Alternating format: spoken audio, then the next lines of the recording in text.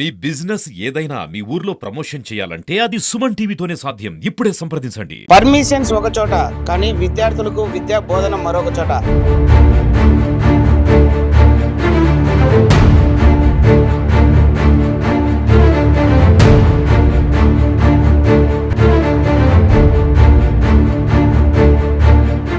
పర్మిషన్తో 2 స్కూళ్ళు నడుపుతున్నారు. ఇదంతా ఎక్కడో కాదండి, కడప జిల్లా బద్వేల్ శివానగర్లో. అంటే ఇక్కడ ప్రధానంగా ఒక స్కూల్ ఉంది శివానగర్లో. అంటే ఆ స్కూల్ పేరే little flowers English medium school. అంటే వీళ్ళకు పర్మిషన్ వచ్చేసి శివానగర్లోనే ఒక చోట మాత్రమే వీళ్ళకి పర్మిషన్ ఉంది. అయినా కూడా వీరు అనధికారికంగా, అంటే ఇంకోటి నూతన బిల్డింగ్ ఒకటి ఏర్పాటు చేసి అక్కడ విద్యా బోధన చెప్తున్నారు. ఇదంతా జరుగుతున్నా కూడా దీనిపైన విద్యా అధికారులు అసలు ఏం చేస్తున్నారు, అంటే ఏం చేశారు, ఏం చేయబోతున్నారు అనే దాని మీద కూడా మన సుమన్ టీవీ ఎక్స్క్లూజివ్గా చూపించబోతుంది. ఏంటి మీకు ఎదురుగా ఉన్న 2 స్కూళ్ళు ఉన్నాయి, అంటే వారిపైన మీరు కోర్టుకు వెళ్ళారు, అనేక ఆరోపణలు కూడా బయటకు వచ్చాయి.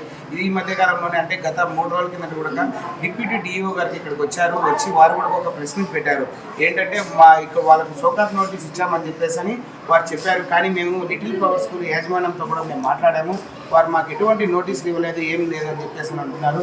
ఏంటి ఇక్కడ సమస్య ఏంటి, ప్రధానమైన సమస్య ఏంటి సార్? ఇక్కడ గత 2008 నుంచి నేను ఈ స్కూల్ ఎస్టాబ్లిష్ చేయడం జరిగింది. 2008 అంటే దాదాపు ఒక 15 ఏళ్ళు పైన అవుతుంది. లిటిల్ ఫ్లవర్ స్కూల్ అనే యాజమాన్యం అది యాక్చువల్గా ఎక్కడ ఉందంటే సిద్ధోటం రోడ్డు చర్చికి ఎదురుగా ఉండేదన్నమాట గతంలో. ఆ స్కూలు అతను లీజుకి తీసుకున్నాడు. లీజుకి తీసుకొని ఈ లాస్ట్ ఎండింగ్లో అది డోర్ నెంబర్ వచ్చేసి 5/1/187 సంథింగ్. ఆ డోర్ నెంబర్లో స్కూల్ అక్కడ పెట్టుకున్నాడు. షిఫ్టింగ్ కోసం పర్మిషన్ పెట్టాడు. నాకు ఆ విషయం తెలిసేది.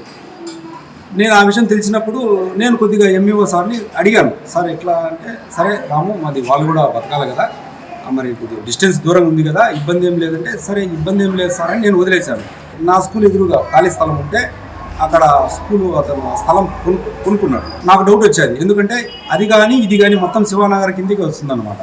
సో ఒకవేళ ఇక్కడ అతను స్కూల్ ఎస్టాబ్లిష్ ఇక్కడ చేస్తాడేమో కొన్ని నామ్స్ ప్రకారం, కానీ తర్వాత నాకైనా ఇబ్బంది. 15 ఏళ్ళ నుంచి నేను స్కూల్ పెట్టుకొని దీని మీదనే జీవనాధారం.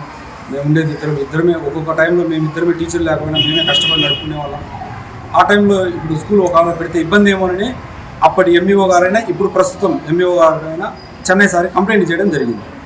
అప్పటికే వాళ్ళు లిటిల్ ఫ్లవర్ స్కూల్ యాజమాన్యం ఎవరైతే ఉన్నారో వాళ్ళు స్కూల్ స్థలం తీసుకొని బిల్డింగ్ స్టార్ట్ చేసేదానికి బేస్మెంట్ కూడా వేశారు.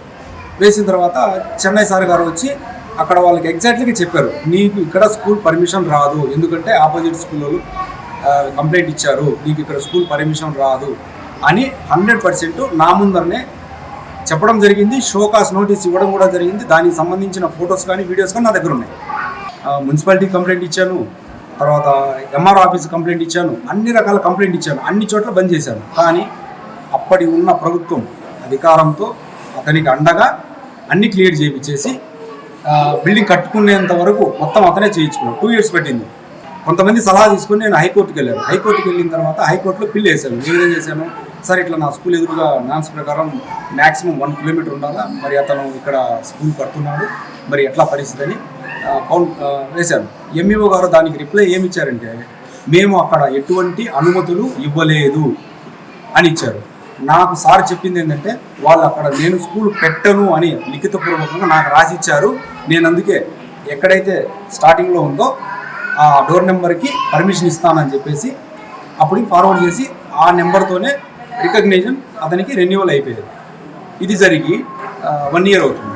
మొదటిగా ఇక్కడ డేకేడ్ స్కూల్ అని చెప్పేసి అని కూడా ఆ బోర్డు ఉంది. అంటే ఇది వాస్తవంగా డేకేడ్ స్కూలా, లేదంటే వీళ్ళు ఏమన్నా లిటిల్ ఫ్లవర్స్కి సంబంధించిన విద్యార్థులను ఇక్కడ ఉండి ఏమన్నా నడుపుతున్నారంటే, మీరు ఎదురుగానే ఉన్నారు కాబట్టి, 2 స్కూల్ ఎదురుగానే ఉన్నాయి కాబట్టి, అంటే మీకు ఆల్రెడీ మీకు ఒక అవగాహన ఉంటుంది, మీకు తెలిసింది.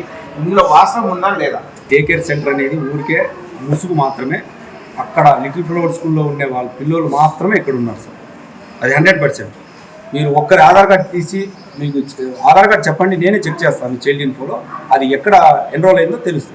విత్ యూనిఫామ్తో ఉన్నారు. స్టార్టింగ్ అదే చెప్తున్నా, స్టార్టింగ్ 1 నెల అయితే వితౌట్ యూనిఫామ్తో కొంతమంది మాత్రమే తెచ్చి పెడుతూ ఉన్నారు. నేను అప్పుడు ఎంఈఓ గారు కంప్లైంట్ చేశాను. ఆయన వచ్చి చూసి సరేలే జరగనీలే అనే విధంగా కేర్లెస్గా ఉన్నారు. సో దాన్ని ఆసరాగా తీసుకొని ఆ యాజమాన్యం వారు మొత్తం ఆ స్కూల్ అంతా తెచ్చి ఇక్కడ పెట్టేశారు. డిఈఓ గారు ఏమన్నా వీళ్ళకి షోకాజ్ నోటీస్ ఇచ్చారా లేదా, అసలు ఏంటి, ఎందుకు మీ పైన ఇలా ఆరోపణలు వచ్చాయనే విషయాన్ని కూడా మనము వారిని అడిగి తెలుసుకునే ప్రయత్నం చేద్దాం. ఇప్పుడు మనతో పాటు కూడా కరెస్పాండెంట్ గారు ఉన్నారు, వాళ్ళని అడిగి తెలుసుకుందాం. సార్ చెప్పండి, అసలు ఏంటి అంటే మీకు ఇక్కడ మీ మీద ఆరోపణలు వచ్చాయి అంటే ఎదురుగా స్కూల్ వాళ్ళు ఏమన్నా ఆరోపణలు చేశారా, వాళ్ళు ఏమన్నా మీ మీద కంప్లైంట్ చేశారా, ఇక్కడ మీకు పర్మిషన్ ఉందా లేదా, అసలు మీకు పర్మిషన్ అక్కడ ఉందంటున్నారు, ఇక్కడ పర్మిషన్ ఉందా అక్కడ పర్మిషన్ ఉందా, ఎంతవరకు మీకు పర్మిషన్ ఉంది, అంటే ఏ క్లాస్ వరకు మీరు నడపాలి, ఏ క్లాస్ వరకు మీరు నడుపుతున్నారు? వాస్తవంగా మాకు ఇచ్చిన పర్మిషన్ 1 నుంచి 5 వరకు, మేము 1 నుంచి 5 వరకే క్లాసులు నడుపుతున్నాము. ఇది వచ్చేసి ఒక play class centre type day care centre ఇది ఒకటి. సో నాకు అక్కడ ఇదే ఏరియాలో కింద ఒక 200 మీటర్ డిస్టెన్స్లో ఒక స్కూల్ ఉంది. అక్కడ పర్మిషన్ బై డిఓ నుంచి వచ్చింది. సో సోకాస్ నోటీసులు ఇచ్చారంటున్నారు. సోకాస్ నోటీసులు అయితే నాకైతే ఇప్పుడు ఏ సోకాస్ నోటీస్ నాకు అందలేదు. సో మేమైతే ఏదైనా స్కూల్ సంబంధించిన యాక్టివిటీస్ ఏదైనా ఉంటే ఇక్కడ ఏదైనా మాకు అక్కడ ప్లేస్ కొంచెం కన్వీనియంట్ లేదు కాబట్టి ఏదైనా యాక్టివిటీస్ ఉన్నప్పుడు ఇక్కడ వచ్చి పార్టిసిపేట్ చేసి వెళ్ళిపోతుంటారు. క్లాసెస్ అయితే ఇక్కడ ఏం రన్ చేయటం లేదు. మీరు కావాలంటే వెళ్ళి చెక్ చేసుకోండి. యాజ్ పర్ రూల్ ప్రకారము, గవర్నమెంట్ రూల్స్ ప్రకారం మేము ఫాలో అవుతాం. ఎప్పటికీ ఫాలో అవుతాం. ఎప్పుడు ఫాలో అవుతాం. మేము విలువైన ఇచ్చేదానికి ప్రయత్నం చేస్తాము. ఇప్పుడు ఇస్తాము, గతంలో వస్తున్నాము, ఇప్పుడు ఇస్తాము. గవర్నమెంట్ రూల్స్ అండ్ రెగ్యులేషన్స్ మేము ఎప్పుడు మీరము. అయితే స్కూల్ కరెస్పాండెంట్ తో కూడా మనం మాట్లాడాము. వారు కూడా ఏం చెప్తున్నారు అంటే మాకు పర్మిషన్ అయితే అక్కడే ఉంది, మేము అక్కడే స్కూల్ నడుపుతున్నాం, ఇక్కడ ఓన్లీ యాక్టివిటీస్ వరకు మాత్రమే మేము ఇక్కడ పిల్లల్ని తీసుకొని వస్తున్నాం, అంటే మాకు అక్కడ సరైన వసతులు లేకనే మేము ఇక్కడ తీసుకొని ఇక్కడ చేస్తున్నాము, కానీ ఇక్కడ మేము ఎటువంటి క్లాసులు కూడా మనం అయితే ఏమి చెప్పటం లేదు అని చెప్పేసి కూడా మనకు ఇక్కడ వీళ్ళు చెప్తున్నారు.